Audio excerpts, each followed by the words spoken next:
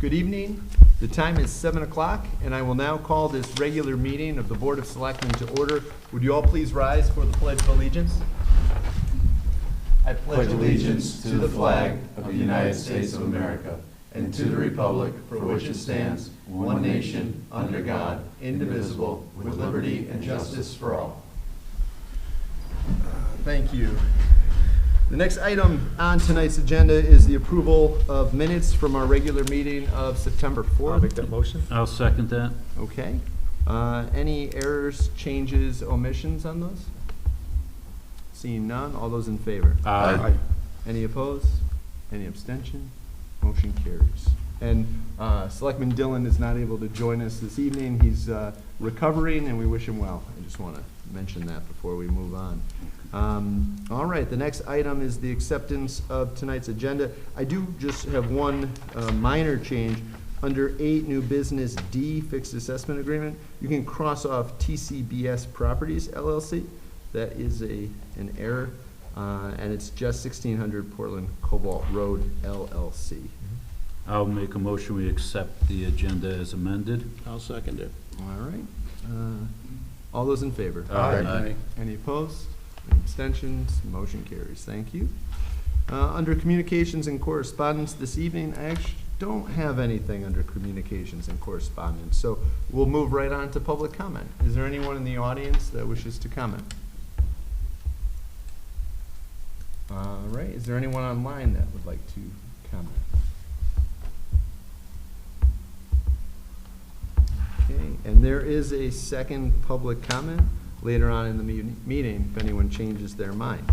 So with that, we'll move on to item 7, old business. And we have, it's our second meeting of the month. We typically have our report from the Committee on Solidarity. I'm not sure if anyone's online from the Committee on Solidarity this evening. So we may not have a report. I did not hear from them. Do you have anything, Jim? I don't. I don't know if you want me to try to text real quick. And yeah, if you want, we can circle back to it. I suppose if someone's able to join, sure. So then we will move on to item B under old business, and then this is an item that we've talked about in the past. It was brought to our attention by the Portland Volunteer Fire Department. And so we have in the town's possession a Mack pumper fire truck from 1948. This is obviously a decommissioned now fire truck, but the volunteer fire department over the years have, on their own, through fundraising, restored this antique fire truck. They put a lot of time, effort, and money in. And I received a letter, and I shared that with the board about a year ago, I think now. It was a while ago, Dave. I see Dave nodding his head out here, asking if we could do, if the town would do what we did back, I think it was in 2003, with another antique fire truck. It was a similar situation. And at the time, that Board of Selectmen offered to sell the fire truck to the volunteer fire department for $1. And they made a simple motion at a meeting, and they did that. And so talking with the board and getting feedback, I think that some felt that it would be better if we were going to do that again, that process, to put it to a special town meeting. There's nothing in the charter that would require us to send this to a special town meeting, but I think it's not a bad idea at all, just to make sure that anyone in town would be able to come out and vote on that, either yes or no, and so we could just put it to a simple vote. And so that is what is before you this evening. I have a resolution that we drafted, and would someone like to read that resolution so you know what we're... Can I read it? Sure. Okay, I'll read it. But are you going to move the resolution? I think somebody else should move it. Okay. Yeah. I'll move the resolution. Okay. Resolution, Board of Selectmen, Town of Portland, Connecticut, September 18th, 2024. Resolution to call a special town meeting. Whereas on or about 1982, the members of Portland Volunteer Fire Department, PVFD, Company Number 2 raised funds for the purpose of restoring the decommissioned 1948 Mack antique pumper truck, Mack 4, number 4, of which took approximately 3 years to complete and cost around $35,000. And whereas while continuously being stored at PVFD Company Number 2 Firehouse, the members made all repairs and maintenance on the Mack number 4. And whereas the members of PVD Company Number 2 have officially requested to purchase the 1948 Mack antique pumper fire truck for the purpose of using it at fire department events such as parades and functioning as a casket coach. Be it resolved that the transfer of ownership of the 1948 Mack antique pumper fire truck for the consideration of $1 is hereby recommended and shall be submitted to a special town meeting to be held on October 2nd, 2024, in accordance with the attached warning of special town meeting, which is also hereby approved. A copy of the full text of the resolution shall be available for public inspection at the town clerk's office. I'll second it if Bob's made the motion. Great, thank you both. So, discussion on this? No, it's long overdue. Yeah. Yeah. Agreed. Certainly, I want to thank the volunteer fire department for their patience while we attended to other matters, but we were able to get this moving forward. And so I'd like to schedule that special town meeting for 6:40, so that will be before our next regularly scheduled Board of Selectmen meeting, and we'll have that right here in the Buck Foreman room at 265 Main Street. So, any other discussion? All right, seeing none, I'll call for the question. All those in favor? Aye. Any opposed? Any abstention? I Motion? abstain. One abstention. So 5 yes, 1 abstention. Thank you. Who seconded the motion? Jim. Thank you. All right, great. Next up, under old business, is appointments and reappointments to boards and commissions. I think we do have you have one? I have nothing. Oh, okay. You have anything? Yeah, not tonight. I think you had Dave Rudder on, nobody reached out to you on that? I thought we already put him on last meeting. Yeah, he was gonna go from an alternate to a regular member on the Veterans Affairs, but we can do it next time. Yeah. Okay. Yeah, Dave Rudder wants to go from an alternate to a regular member on Veterans Affairs. So that was approved by, I think, the town committee. So, all right, we'll do that next time. So moving on to old business, or excuse me, new business, item A. So also in your packets this evening is a resolution. Now, this is a resolution also a long time coming, and I want to thank Joe Comerford, who's here this evening, for his patience as well. This is a resolution for the town of Portland to join the Estuary Transit District as a member. Now, Joe's here this evening. Joe, would you like to come up and talk about this and talk about the transit district? And I know Portland's participated for a long time in the, well, formerly the Middletown Area Transit. But if you want to come up to the podium and just state your name and talk to us about this resolution. Sure. So my name is Joseph Comerford, excuse me, with the Estuary Transit District. I'm Executive Director.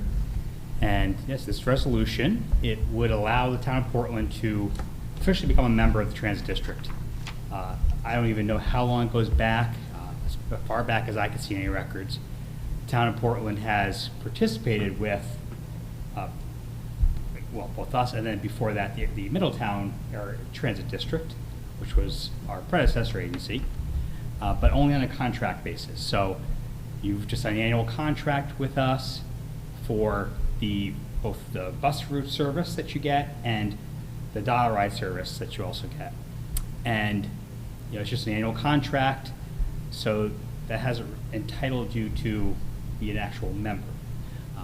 The real difference is that we are a quasi-municipal entity created under state statute, so we are governmental. And our members are actually basically our owners of the district.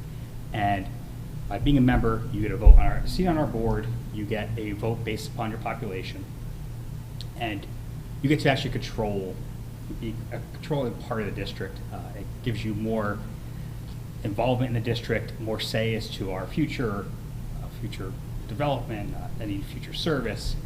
It gets you to see at the table, which you don't have today. And again, it kind of makes you one of the owners of the district. We have currently 12 towns that are members, so you would be the 13th. And I'm sorry, no, we have 13 because East Hampton just joined, and you'll be the 14th. And from our perspective, we wanted to get the towns that were like Portland and East Hampton, that are getting a lot of service out of us, that are paying for that service an amount that is really equal to what we charge other towns for dues. Getting you to take that next step and become members, because we felt, number one, it gets you more involved in the district, again, in setting our future and setting policies and all those things that are important to us. It makes our board stronger. We like to have a strong board. We're one of the largest boards in the state of transit districts, but we think that makes us stronger. And again, it gives you, again, that seat at the table, and we get a better perspective from what the town of Portland needs by having you as members of our board and not just contracting us every year. So that's why the district's been wanting to grow and add these towns that really have always been like members, but haven't officially been members. And so we actually officially invited Portland, I'm trying to remember the date here, April back 19th. April 19th of this past year. We combined with Middletown Transit District in July of 1st of 2022, and we did want a little time to kind of get the combined district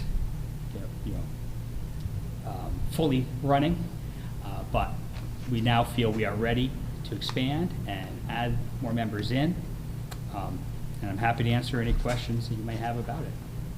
And I have lots of schedules and information if any of you need that on the services we provide. It is a lot of services that the Estuary Transit District provides to Portland residents, so it's a great service for our residents in town. And I just want to point out for clarification, there is no extra cost to the town for this, correct? Yeah, this was one of we have a few towns contract us for service. Portland and East Hampton were the ones we looked at as easy ones because you already paid an amount that was really equivalent to what our other towns pay in dues. So our board decided that you guys could become members with no change in what you currently pay. That's not the case for some of the other towns. Some of the other towns are not paying the same as what we charge in dues, and we're trying to figure that out. Portland and East Hampton were really low-hanging fruit because we said, you guys are already paying what our towns pay. Why not just be a member? Because it wouldn't cost you anymore. How many people do you think all the services that you provide in Portland affect? Sure. So our two main services are our Dollar Ride and ADA Paratransit, which are very similar. And I have that number here for last year. It was, last fiscal year, we provided 547 trips to Portland residents. And then our other service that really impacts town is our route from Middletown to East Hampton that goes right through downtown Portland and out 66. Now that, we don't really know how many are Portland versus East Hampton, because they just get on the route. But that service did about 6,700 passenger trips last fiscal year. So you could assume probably at least half are Portland, maybe even a little more. So it's a pretty substantial number of trips. And then we also offer a taxi voucher program that covers half the cost of a taxi trip to seniors and people with disabilities. So that's something we can use to fill the gaps. So if somebody has a medical trip, once in a while, that's out in Hartford or something like that, and they have no other way to get there, we subsidize half of that trip cost. and some of the others. And there's a lot of services that we offer in conjunction with the state, like travel training programs for people with disabilities, to help them learn how to use a fixed route service. We just expanded the route that comes to Portland to include Sundays. We used to be 6 days a week, and now we're running 7 days a week through Portland and East. Well, we ran nothing on Sundays before, so we just added Sundays in May, and this was one of the routes that got service on Sundays. And I don't know specifically, again, Portland. Overall, though, we've seen Sundays, we just started at the end of May, and Sundays are already about equal to Saturdays in the number of trips, so it was definitely something that was well needed. So we're very happy that we were able to introduce that, and that came at no cost to the town. We were able to get 100% state funds for that. Great. And that's something we are always trying to do, is get as much as we can off of other sources than the towns when we expand service, and we've been really successful in that. I mean, this year alone, system-wide, we grew service by about 25%, and it was 100% state funded. So it was a huge increase for us. That's awesome. Sounds great, thank you. Yeah, you're welcome. And when are the meetings, Joe? The board Our meetings are the second Friday of every other month. And so that would be the next step, is you'd have to appoint a member. Mhm. And they are at 9 a.m. right at our facility right across the river, or also we usually have remote options as well. And yeah, it's not a huge commitment for the board member. The other thing the board asks is that they be on one committee. We do have a number of committees. I mean, we have a very active board, very strong board. The DOT often has had us help a number of transit districts around the state, because they recognize, again, the strength of our board. We have a lot of different backgrounds on the board, which is great. It really helps us a lot to have a wide range of people's backgrounds on that board. And I know the board, all of our board members, they always say they really enjoy being on our board. Any other questions for Joe? I want to thank you for coming tonight. Yeah. Thanks for having me. Appreciate it. And would someone like to move the resolution? I'll move the resolution. Thank you, Mike. I'd like to move the resolution that we join the Estuary Transit District as a member as soon as we can. Do you want to read? You want the whole thing? Please. I'll try to summarize it for a change. All right. All right. Resolution, Board of Selectmen, Town of Portland, Connecticut, September 18, 2024. Resolution to join the Estuary Transit District as a member. Whereas pursuant to Connecticut General Statute 7-273B, the Estuary Transit District, ETD, was established in 1981. And whereas Connecticut General Statute 7-273BE provides that the legislative body of any municipality may vote to establish a transit district or to join with any one or more municipalities to join such a district. Any municipality may at any time be included in the district if the legislative body thereof so votes, and if accepted by a majority vote of the directors of the transit district. And whereas on April 19, 2024, the Board of Directors of the ETD moved to resolve and invite, among other towns, the town of Portland to join ETD. And whereas the Board of Selectmen of the town of Portland determined that it was in its best interest to join and become a member of the ETD. And now, therefore, be it resolved by the Board of Selectmen of the town of Portland that the town of Portland hereby requests to join the ETD upon acceptance by a majority vote of the ETD Board of Directors. And be it further resolved by the Board of Selectmen of the town of Portland that upon such acceptance by a majority vote of the ETD Board of Directors, that the town of Portland shall become a member of the ETD in accordance with and pursuant to Connecticut General Statute 7-273BE, and be it further resolved by the Board of Selectmen of the town of Portland that First Selectman Brian J. Curley is empowered to take any action necessary to effectuate the town of Portland joining the ETD. I'll second that. Thank you both.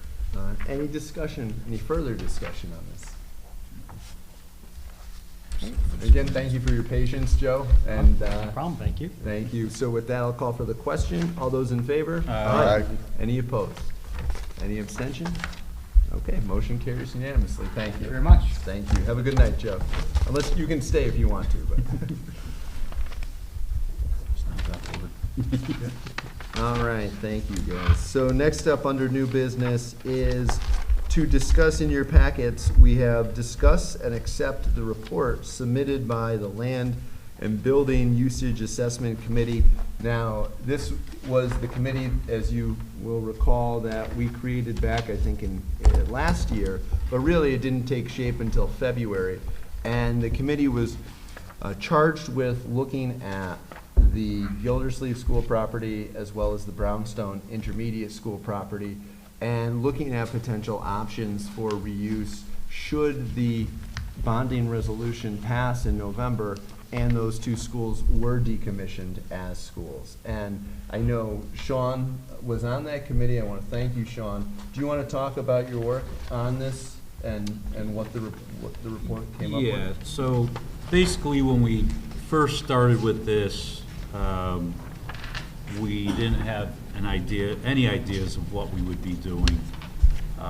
We toured Gildersleeve School, then we toured Biz, and we looked at everything that we could at the mechanical room, the classrooms, you know, the total layout. And as we moved on, thanks to some of our members who had some very good contacts, we were able to bring people in with different backgrounds of development to tour the buildings with us and give us some ideas or suggestions of what one would want to do with the building, like if it was to go up for sale and if they were going to purchase it. And if you look at the report, it's a pretty complete report.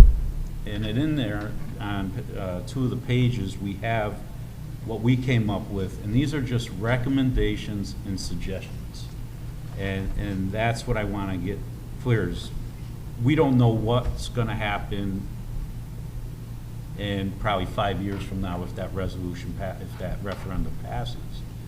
What these buildings are going to be worth, what these buildings could be used with, but we came up with some very good ideas for people to look at in the future. Then we brought in, and on page 11, we came up with a conclusion page, and I'm glad we did that because the first 5 minutes we posted this on Facebook, you can tell people weren't reading the whole report. And some of them were actually looking at the conclusion page, which gives a very good summary of what we came up with, a possible path for the town to take if this referendum goes through. Do you want to read that conclusion page? Sure, I think can do that. It might be worth it for those watching who may not have read the report yet. Sure. Conclusion, based upon our collective expertise and the input we sought from local experts, developers, commercial real estate professionals, and appraisers, here are our conclusions. Number 1, the current cost to renovate the existing buildings or demolish the existing buildings is equal to the value of the land and the buildings. In plain terms, this means that with the current economic climate, that existing both properties have little value as they stand right now. 2, the ongoing use of facilities for park and recreation must be thoroughly addressed. The current spaces support athletics, before and after school programs, and serve as vital hubs for community activities. Ensuring that these programs continue is essential to maintaining the quality of life in our town, making it crucial to explore all options for preserving and replacing these facilities. 3, pending the effect Brainerd Place and the Nordic Spa have on the town, waiting 2 to 3 years may benefit the properties, ultimately making them more valuable to future development. Here are some examples: possible reduction to interest rates, possible making the properties more desirable for future development. 4, although keeping the properties is a possibility, it does not seem economically feasible for the town to become the landlord. Therefore, this option does not seem viable. If, when selling the properties, the town could create its own design, standards, approvals to which the developers, contractors would have to adhere. This could keep the design perimeters in line with the town's plan of conservation and development. 6, there are several suggestions for uses of the properties. Here is the summary. Gildersleeve, property in summary. Sell the property for development and keep a portion of the land for the town. Sell the property and develop into single-family homes. Sell the property and develop into healthcare, retirement, nursing center. Brownstone property summary. Sell the property for development into apartments. Sell the property for development into condominiums. Sell the property for development into hotel boutiques, into a hotel or boutique hotel. As we move forward, it is crucial that the town continues to engage with experts, residents, and stakeholders to refine these suggestions and ensure that the final decisions serve the best interest of the community. We are confident that with continued collaboration and careful planning, the Brownstone and Gildersleeve properties can be transformed into assets that contribute to the town's growth, sustainability, and overall quality of life. Thank you, Sean. You're welcome. I think that was worth reading. Yes, it was. We spent a lot of time on this, so I think you're right, that was worth reading. I know you did. And so I do want to thank just the members of this committee, Angela Oresco, who served on this, Warren Brees, Kristen Furtak, who also served as chair and I think compiled most of this report, Dave Murphy, Sean Manning, Brian Walsh, and Ken Woodward, who also had a big part in this final report. So I really want to thank all those committee members for their time over, I think, an 8-month period. They put a lot of time and effort, and I would strongly recommend to all residents before heading to the polls or voting on the referendum question in November that you read this report from this committee as part of the research into to help you make up your decision before you vote in November. So again, thank you to the committee. And with that, I'd like if someone could make a motion to accept this report. To make the motion to accept this. Okay, thank you. Is there a second? I'll second it. Thank you. Any further discussion? Seeing none, all those in favor? Aye. Any opposed? Any abstention? Motion carries. Thank you. And so now that this committee, the Land and Building Usage Assessment Committee, they have officially completed their charge. I don't think they want to meet anymore, I'm pretty sure. But I do, before we move on to this, I want to mention that all of their meetings were streamed live on YouTube, and anyone who would like to watch their work and go back can watch all of their meetings. And you'll see some of those developers that came to talk to them that Sean mentioned, and it's pretty eye-opening, I think, and it might be worth your time as well. So I would encourage people to watch those recordings if you can or if you're interested. But I would like to disband this committee now that they've completed their charge. So I'll make a motion, we disband the Land and Building Usage Assessment Committee. I'll second that. Thank you. Any discussion on that? Seeing none, all those in favor? Aye. Any opposed? Any abstention? Motion carries. Great. Thank you, guys. All right, so we'll move on to item D under new business. And this is a fixed assessment agreement application that is in your packet this evening, and it is with 1600 Portland Cobalt Road LLC. And before we get into it, I just want to point out that this is the first application that we have received under the new criteria that this board worked on and voted for last year. So hold on, I think I gave away my paper to someone in the audience here. So let me get another one. You got one? Yeah, I got one. Got an extra here. I'll give it back. No, it's okay. I got it. I got it right here. All right. So, in here, you'll see a couple things. You'll see a resolution that's before you, if the board wishes to act this evening. Now, It's before us tonight because this is our last meeting prior to October 1. We don't have to take action tonight, but it's good practice to do that before the grand list is solidified on October 1. But I did talk with the assessor. He is available later this evening if anyone has questions on anything. He had told me, but you know, he recommended that we do it now. But so that's why it's here. It was filed back, I think, in June. So it's been being reviewed, and we are here this evening. So you'll see a report, fixed assessment assessor review. This is the analysis that Rich Lasky, our assessor, did. And then on the next page, you'll see the application of the applicant.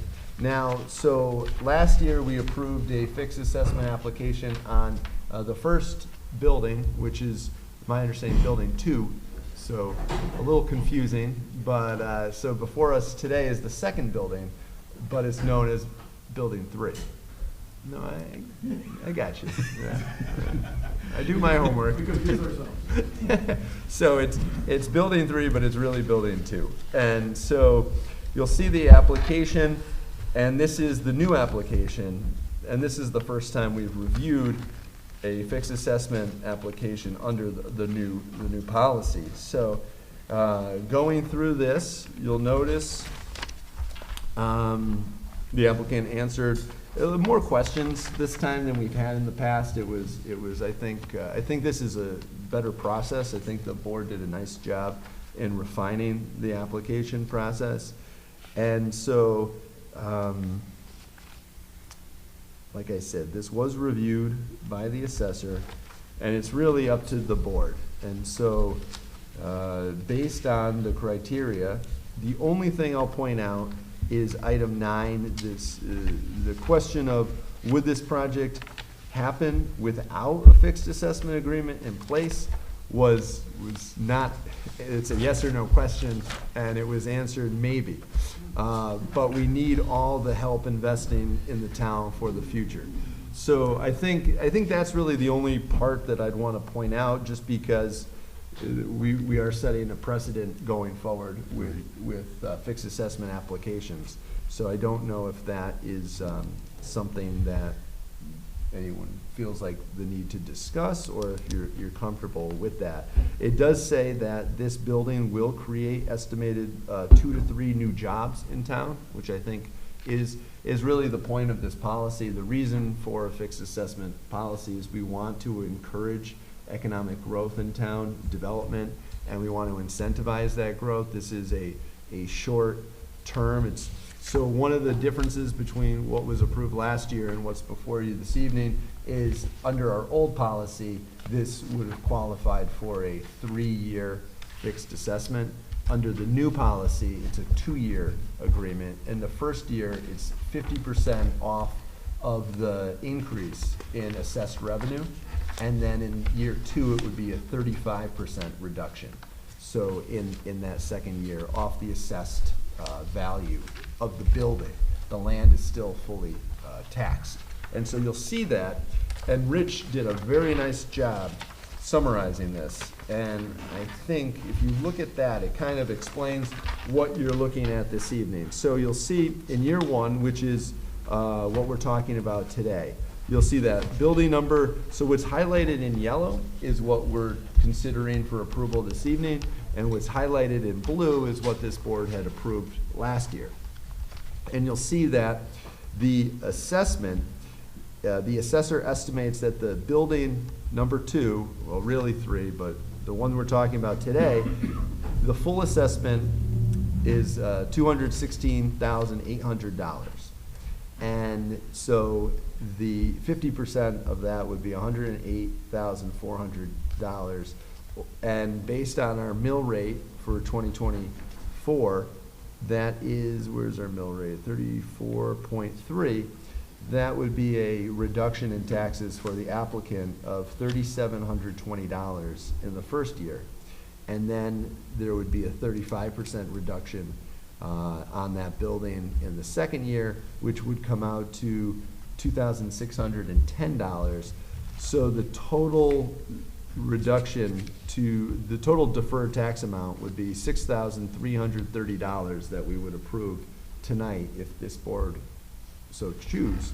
And the total between last year's reduction and this proposed amount would be a reduction of a total tax amount deferral for both buildings of $13,290. And I do want to point out that the members of the LLC are both here with us this evening. So if any of the selectmen have any questions for the members, invite them up. But I guess I've talked enough. Turn it over. I don't have any questions for Tom or Ben, but I do have something that I think when this application gets reviewed is that number 9 should be checked either way. Just because they check it yes, I don't believe that's going to impact what is decided. Because the reason we had that was to say, okay, are you coming in, aren't coming in? There was a lot of different issues why we pushed to have this yes or no. And during our discussions with the subcommittee, we were always saying, but that doesn't mean if they're going to build something that's going to increase our tax revenue, bring in jobs, that doesn't necessarily mean that we are going to say no to their tax abatement. But I think if it's a question we have on this, which we spent a lot of time on this form, I think that should be checked off one way or another with yes or no. Pardon me on that? Sure. Yeah, why don't you come on up then? Just state your name, please. So that's exactly what I thought when I was filling it out. I'm like, you know what? I should give a yes or a no. Here's the problem. If you read the question, it says... Name Oh, first. Ben Serb, 139 West Cotton Hill Road, speaking on behalf of 1600 Portland Cobalt Road, LLC. The problem with that is if you read the question, it says, would this project happen without it? So what if there's a component of the project? So, for example, without the assessment, maybe the entire parking lot doesn't get paved or part of it, so it has to be a maybe, not a yes or a no. So if you said building, I'd agree with you. Would the building happen without it? Yes, I would have checked yes. When it says project, yeah, in my mind, that encompasses everything. So certain aspects of the project may have to change, and I didn't want to be fraudulent in the statement. So I want to be clear because it said project, it didn't say building. Had it said building, and I understand this is the first person ever filling this form out, so I want to be clear. That's why I do believe there should be a maybe. And there's nothing wrong with a maybe. It doesn't need to be yes or no. I mean, discussion's good. That's why we're here. So I think I like my maybe. So. Anything else while I'm up here? I guess I'll say to Sean's point, right, in this case, the project, right, that's being discussed is actually the construction of that building, right, that you're looking. No, it would be every aspect, including the amount of asphalt. So if that had to get reduced or a retaining wall had to get eliminated, anything to save the money that wasn't anticipated in these. And keep in mind, these are the best things going. And I would like to see you guys go back to the 3-year 50%. And I'll tell you why. You start looking at these numbers, and it's incredible what it brings to the town. These are commercial. They're not on our sewer system. So when you look at a tax abatement, one of the number one things you have to look at is it going to impact our utilities that we already have? And if it is, and I mean fire department also, things like that, all of that. So if you look at, if I was going to burden the volunteer fire department and make it go paid, well, then we should have a discussion on that. If I was going to be on city sewer and I was going to then, we were going to have to do a $4 million repair in order for this facility to work and not burden the rest of the residents, those are discussions why you would be good or not. This property is on its own well and septic. It's on a state road. It brings in, the other thing we're not talking about is these numbers don't reflect all the personal property that's brought in. So Rich is very good about doing his due diligence on every new business. They get registered. We get the motor vehicles. We're pretty excited to say an energy company is already taking one of the units. So there's a lot of good things. He's bringing a lot of revenue, a lot of jobs, all positive that I can see. And I brought that up when I had this discussion with Ryan earlier. I said, I'm looking at not just the building, because I got my declaration in the mail today, Yep. right? Yep.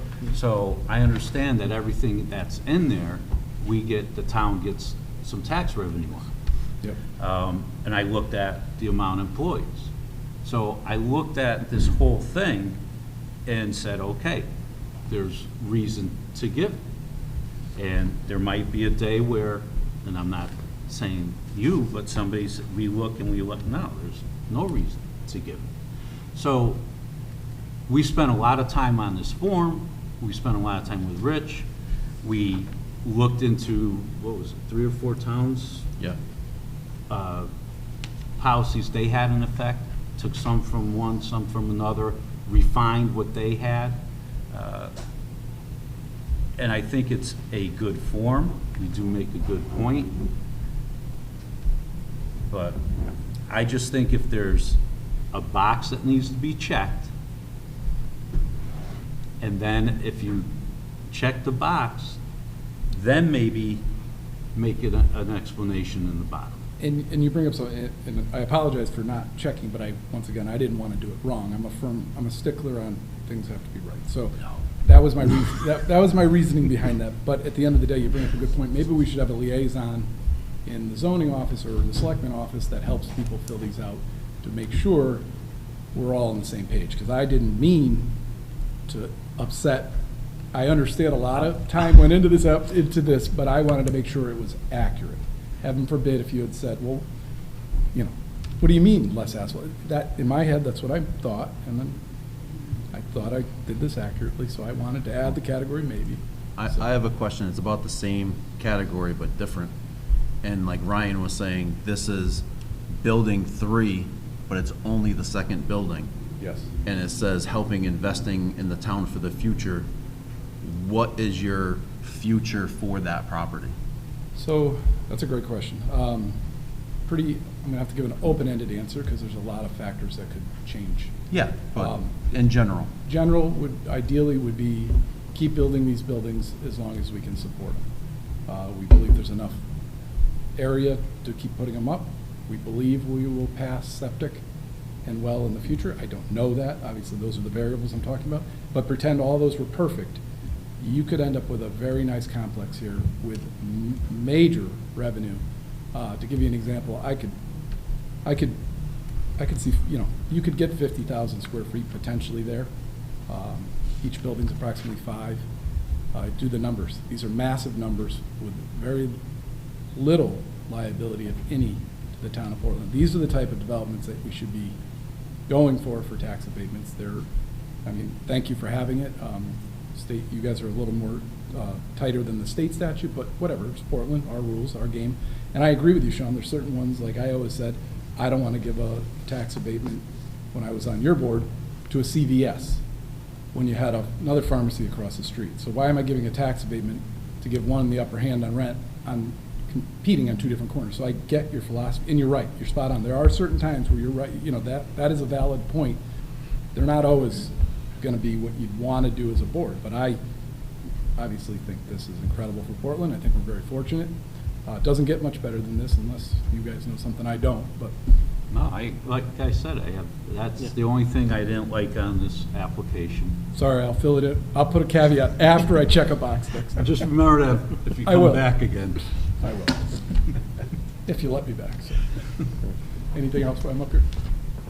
Any other questions for Ben while he's here? I'm good. No, I think we've covered it.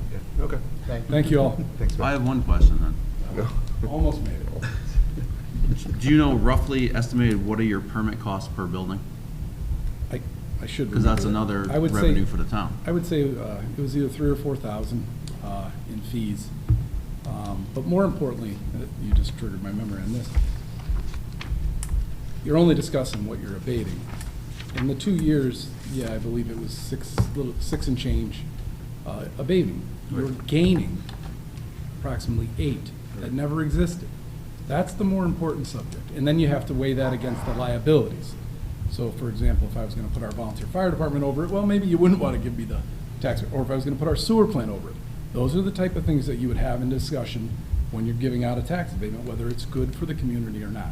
What is it creating? What is it doing? What is it impacting? What isn't it impacting? So, big revenue, little impact. Pretty much sums up my site. I'm good. So I'll make the motion to move forward if you want. I'll second that. Well, hold on. Oh. There's a whole motion. Oh, so- God, Jim, you got some reading to You got do. some reading to do it. Thank you, Jim. I didn't know that's what I was signing up for.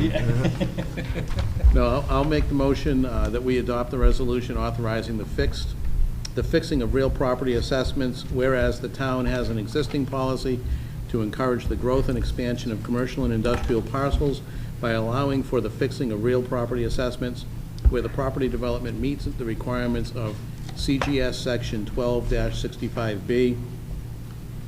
And whereas 1600 Portland Cobalt Road LLC has built new construction of 5,040 square feet of commercial space, commercial storage and warehouse at 1600 Portland Cobalt Road, map 16, lot 31-1, hereto known as the property, an existing business, and whereas it is in the town's best interest and is consistent with its economic development policies and its policy on fixing real property assessments, in particular, to encourage this proposed development. And whereas 1600 Portland Cobalt Road LLC, acting herein through its member Thomas Clossy, duly authorized, submitted a fixed assessment application to the town dated June 10th, 2024, to fix its real property assessment for the proposed development of the property in accordance with CGS Section 12-65B and the town's policy. This is now known as the application. And whereas the town staff has reviewed, town staff has reviewed the application and confirmed that it appears to meet the eligibility requirements for a fixed tax assessment as set forth in the general statutes and the town's policy.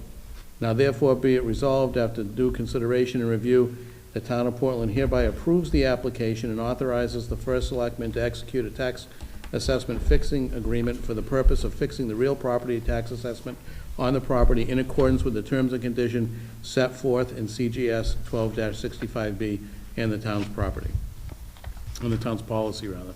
Thank you, Jim. Is there a second on that? Is there a correction? Yeah, but did somebody second it? I'll second it. Okay, and then, I think it was pointed out that there is there may be a correction to just the square footage. That's all I heard. So the resolution has 5,040 square feet.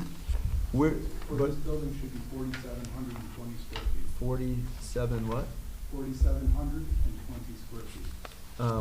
It didn't say that in the application. I'm just trying to find where. And if I missed that, I'm probably going to go So, with I'm just trying Oh, you to. know what, I referred to the application itself, that reading where, the application is 4720, building 47. Okay, it doesn't affect I mean, would you accept that simple amendment then? Does it affect the number that the assessors have put together for us? No. Okay, then yes, absolutely.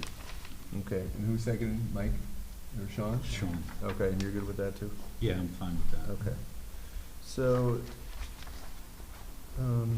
all right, so motion made. Sharon, you got that change, right? Yes. Okay. All right, any further discussion on this? Call for the question? Okay. All those in favor? Aye. Any opposed? Any abstention? Motion carries. All right. Thank you. Thank you. It's looking good, the development over there. So, looking good. It is. Next time, just check that box, I guess. Yes. One way or the other. Sorry. Maybe let Tom fill out the next one, all right? Sean. I'm the camera one. That's good. Tom, do you have better handwriting? That's all. I do have better handwriting than this camera. All right, so we'll move on under new business. Item E is refunds of excess payments. There's a few this evening. I make a motion for a refund of excess payment for Aline and Joseph Kaliz, $10.68 and $41.84. I will second that. All those in favor? Aye. Any opposed? Any abstention? Motion carries. Motion for a refund of excess payment in Daniels Oil Company Incorporated, $35.12, $17.17. I'll second that. All those in favor? Aye. Any opposed?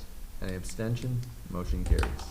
Motion for a refund of excess payment Nissan Infiniti LT LLC, $127.05. Second. All those in favor? Aye. Any opposed? Any abstention? Motion carries. Motion for a refund of excess payment Joseph W. Heffernan, $29.54. Second. All those in favor? Aye. Any opposed? Any abstention? Motion carries. Motion for a refund of excess payment Robert A. Clark, $23.21. Second. All those in favor? Aye. Any opposed? Abstention? Motion carries. Motion for a refund of excess payment A Car Leasing Ltd., $468.30 and $1,548.02. Second. All those in favor? Aye. Any opposed? Abstention? Motion carries. All right, thank you. Moving on, item 9, status and committee reports. I have a few things to just mention this evening. I want to give a couple updates. One, you may recall back with our American Rescue Funds, this board approved using funds on improvements to the land use office. So I just want to give a status update on that. We funded 3 projects, one of which was digitizing and imaging all of the records in the land office, in building department, all the permits, everything. And that project is basically been completed. And there's a link now at portlandct.org. If you go into the building department and land use, you can view all those properties and you can view the records. It's pretty neat. I think it's going to help expedite permitting because the next thing was a new GIS mapping system for the town. That has also been completed, and I think we still have to post the link. It just went live recently, but it's really, really nice. It brings Portland way to where we should be. I think we were the last in the area to not have a true GIS system, and this really brings us up there. So I want to thank Dan Beret for his work on both of those 2 projects. And then the third project kind of ties it all together, and that's the online permitting. We did, where we're at with that is we did an RFQ, a request for qualifications, and then out of that we picked, I think it was 2 vendors that we requested RFPs from. Out of those 2, one of them was selected, and I think I may be coming to the board to request some additional funding because our imaging went over. I think they underestimated the number of images that we had to that they had to digitize. So I don't have the number yet, but I just wanted to put that on your radar. And I think we should have the end of the American Rescue Funds. We have to appropriate that by the end of this year, so the end of 2024. And I'm working with Tom to figure out exactly. We've spent most of it, but we should have enough to cover what we need to finish that online permitting. So this has been a long time.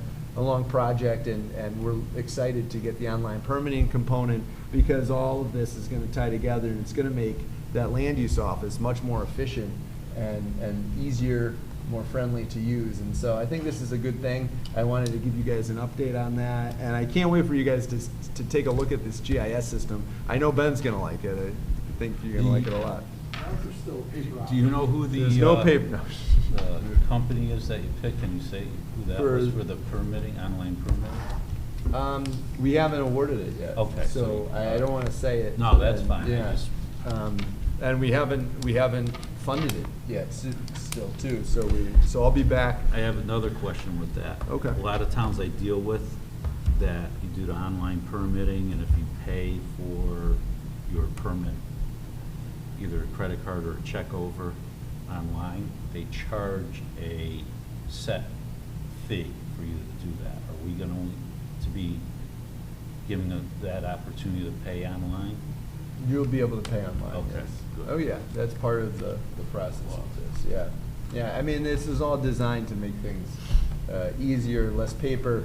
My plan was to be able to eliminate some filing cabinets in the land use office because they have a lot of paper in the land use Now, office. do you know if the building department and planning and zoning will take just PDFs for the building permit and the site plan?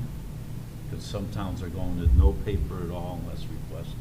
I don't have that. That would be a question for Dan. I All didn't right. expect the follow-ups this evening. Sorry. But- I do have one follow-up, I think. Well, it is the season, right? So they've gone and they've digitized the past records. Right now, as we're making changes, is there a process to digitize the future records that are created, for example, over the next 12 months? Yes. Or is that going to be another, okay. So right now, Faye, who's the administrative assistant in the land use office, has been digitizing records as they come in, scanning those. It's a big process. Honestly, we could probably use additional help to do that right now, but she's doing a good job right now to get that. But you're right, there's going to be a stopgap between when that online permitting, between now and when the online permitting goes forward. So that's a great point. We are working through that now, though. Yeah, thank you, Jim. So good news, progress continues to be made on that. And then, speaking of progress, I wanted to give an update on the pumping project at Job's Pond. I know that's been ongoing. It's been very successful so far. The water level is down over 4 feet from when they started on August 30th. So 4 feet in about 3 weeks, less than that. So it's great. The targeted elevation, I believe they're around, I think they're around 68 feet above sea level right now. The targeted elevation is identified by the Natural Resources Conservation Service was 61 feet. So that's 7 feet. I have heard from the residents that might be too much.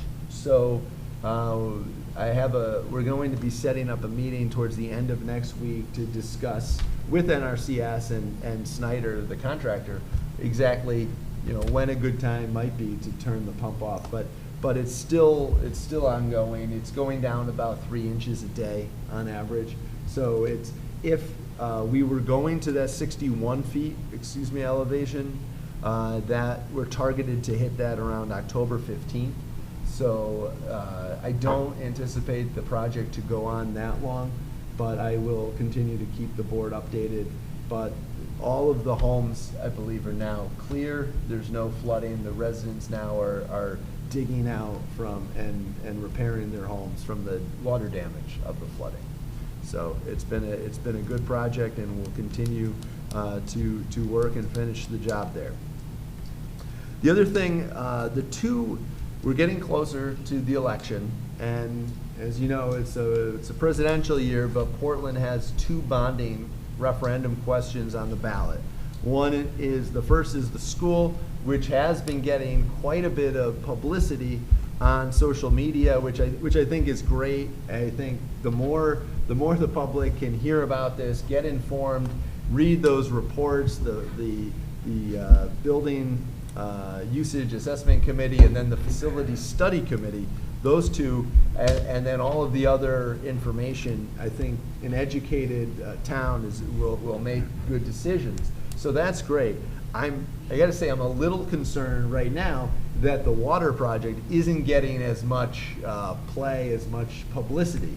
So I am working with our bond counsel on what's called an explanatory text. We're doing that for both the school bonding project and the water bonding project, which it will be blown up at the polls, so voters at the polls can read that. But it also is included in every absentee ballot that goes out, a smaller version of that. And so that's going to show the debt service on the school project as well as the water project. But keep in mind, the water project will be paid back by the water customers and not the town as a whole. But one of my concerns is just getting that information out, because I think it's important for the residents to know, and I did ask Selectman Tripp if he would help assist me in making a frequently asked questions kind of guide. Maybe we can work with Ryan O'Halpin and our Water and Sewer Commission we'll run it by the bond council to make sure it has to be completely neutral, it has to be just the facts. But I really think it's important to get the facts out there. And I know there's a couple committees that are working on the school, I think both for and against, which is good, but I think the water needs some love too. So I just want to make sure people are going to be aware of that. I don't want to hear people in November on the 5th saying, this is the first I'm hearing about this water project. Yeah. And so I want to thank you, Jim, and we'll touch base and we'll keep the board informed on that as well. The other thing is our road work project is completed now. They've been backfilling the areas that were dug up for the project. I want to thank Ryan O'Halpin. Our public works crew has been doing just a phenomenal job.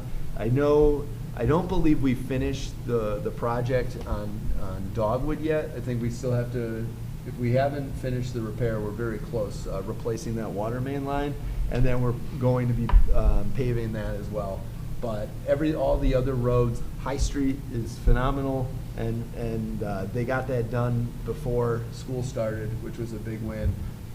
William Street, Freestone, Spring Street, and Perry Avenue. So that's a lot of paving that this board funded this year. And then the sidewalk project, we were able to extend that sidewalk project, I think another 170 feet further than initially anticipated past Gildersleeve School because of some extra funding due to our engineering coming in lower than originally anticipated.